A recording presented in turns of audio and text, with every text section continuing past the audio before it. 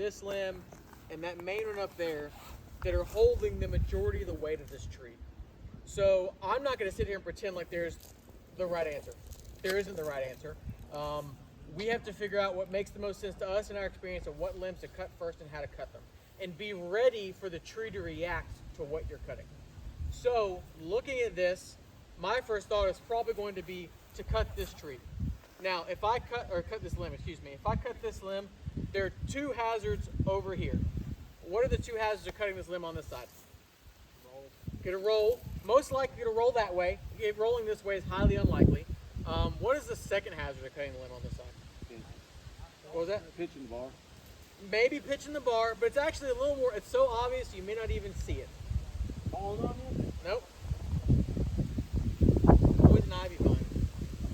I'm highly allergic to poison ivy. So, I don't have to touch it, I'm gonna cut it with my saw. That's great. What is your saw also going to do? Throw sawdust all over you and everything around you. So, a situation like this is where I really like having my secondary cutting tool, my hatchet.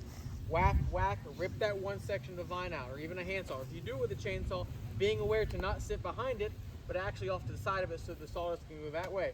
Remember, poison ivy oils can get in your eyes, they can get in your lungs, they can get in your mouth, they can do lots of really nasty things. So this isn't a right now hazard, this is a hazard you're gonna pay for in about 12 to 18 hours.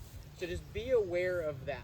So with that in mind, if I'm sizing this tree up, I think I cut this next. Most likely the tree isn't going to move because this log probably doesn't have a ton of weight on it, but I don't know. I'm probably gonna move to the next smallest branch, which is the one over there.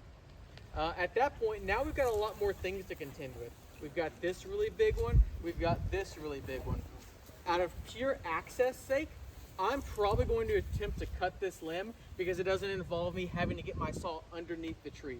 At that point, I'm hoping that once everything from this side is removed, the tree will roll that direction. Not only will it roll away from me and it will be safer, but it will also make these limbs a lot more exposed and easier to deal with.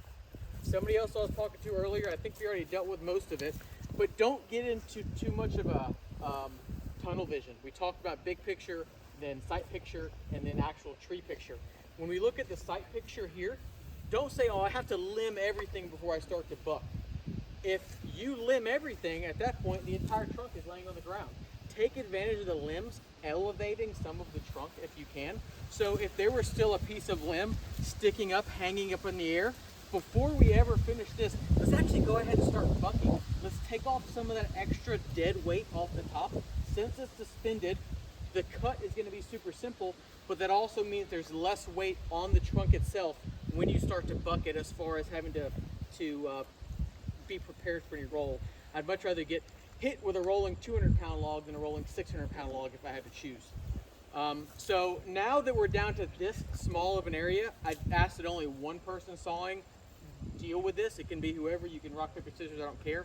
But this is more of a situation where people only need to be on one side of the log, and we don't need to have more than one saw going. So whoever's up for it, get after it.